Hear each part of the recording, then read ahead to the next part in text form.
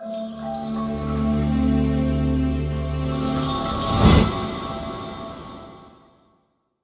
साथियों, मैं civil teacher Sachin Dikshit Chanakya civil services के ऑनलाइन प्लेटफॉर्म पर आप सभी लोगों का स्वागत करता हूं। साथियों, आज हम संविधान के द्वारा दी गई राष्ट्रपति की शक्तियों पर चर्चा करेंगे। साथियों, अनुच्छेद 53 में कहा गया, राष्ट्रपति अपनी इन शक्तियों का प्रयोग स्वयं करेगा अथवा अपने अधीनस्थों के माध्यम से करेगा। भारत की समस्त कार्यपालिकी कार्य राष्ट्रपति के हस्ताक्षर से एवं राष्ट्रपति के नाम से किए जाएंगे। आइए हम चर्चा करते हैं राष्ट्रपति को प्राप्त होने वाली संविधान से शक्तियाँ।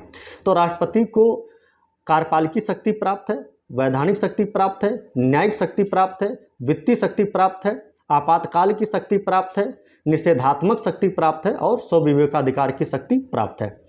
कार्यपालिकी शक्ति जिसको कहते हैं एग्जीक्यूटिव पावर्स, तो कार्यपालिकी शक्ति के अंतर्गत राष्ट्रपति को नियुक्ति करने का अधिकार या शक्ति प्राप्त है। जैसे कि अनुच्छेद 75 में कहा गया कि प्रधानमंत्री की नियुक्ति राष्ट्रपति करेगा और अन्य मंत्रियों की नियुक्ति राष्ट्रपति प्रधानमंत्री की सलाह से करेगा।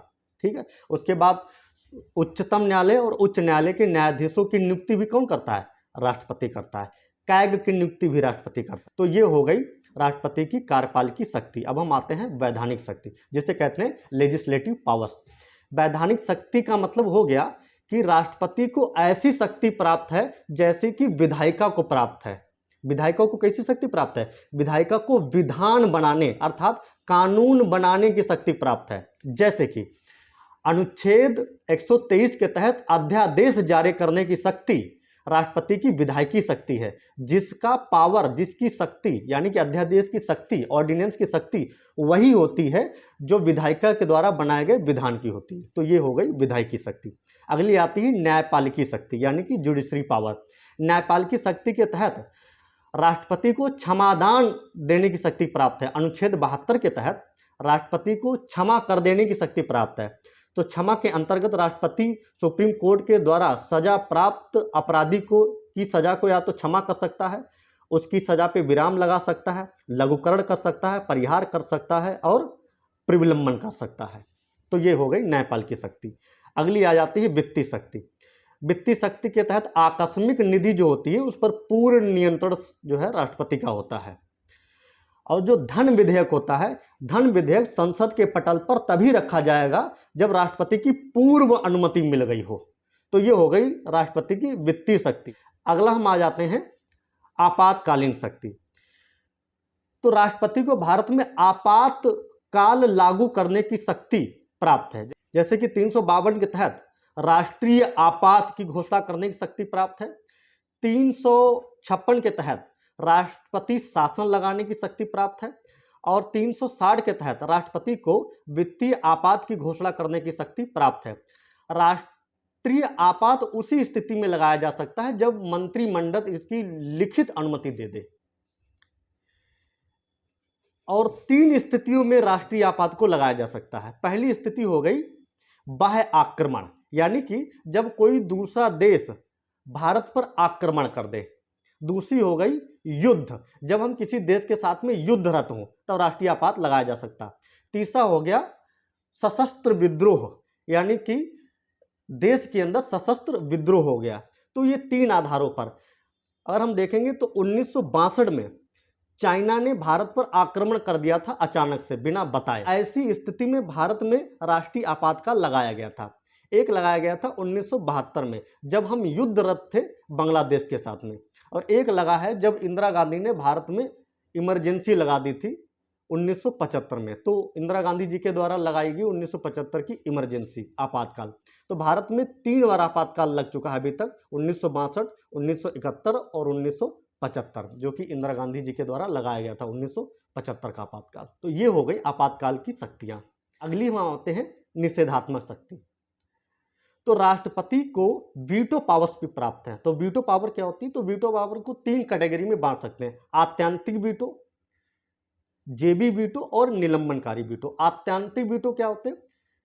आत्यांतिक वीटो का मतलब होता है जब कोई विधेयक संसद से पारित करके, लोकसभा और राज्यसभा से पारित करके राष्ट्रपति के साइन के लिए भेजा गया है, राष्ट्रपति क्या करता है?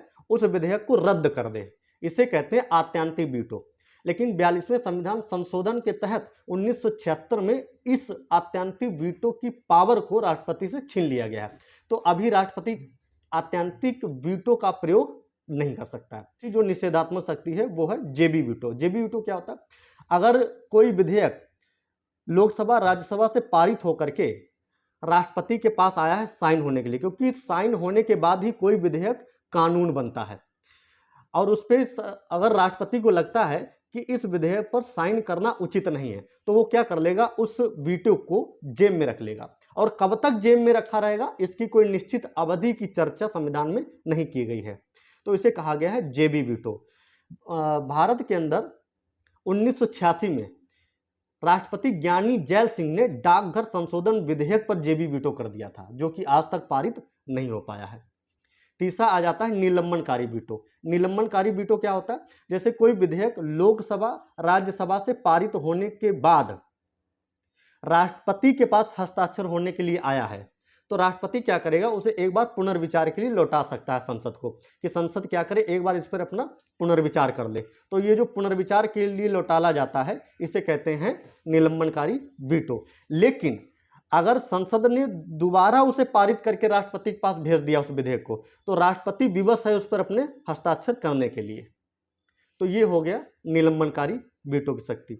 अगली आ जाती है स्वविवेकाधिकार की शक्ति। स्वविवेकाधिकार की शक्ति क्या होती है साथियों? आम चुनाव के बाद अगर लोकसभा में किसी भी दल को स्पष्ट बहुमत प्राप्त ना हो, तो ऐसी स्थिति में राष्ट्रपति अपने स्वविवेकाधिकार का प्रयोग करते हुए जिसको उचित समझेगा और राष्ट्रहित में समझेगा, जिस गठबंधन को या जिस दल को उचित समझेगा, उसे सरकार बनाने के लिए आमंत्रित कर सकता है। तो ये हो गई राष्ट्रपति की स्वविवेकाधिकार की शक्तियां।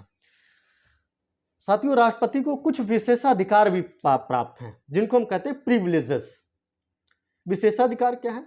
कि राष्ट्रपति जब तक अपने पद पर रहेगा तब तक भारत के अंदर के किसी भी न्यायालय में उसके खिलाफ कोई भी फौजदारी मुकदमा नहीं चलाया जा सकता है, परंतु दीवानी मुकदमा चलाया जा सकता है। तो साथियों, ये थी राष्ट्रपति की शक्तियों पर संक्षिप्त चर्चा, और आशा करते हैं आपको हमारा ये लेक्चर पसंद आएगा। धन्यवाद।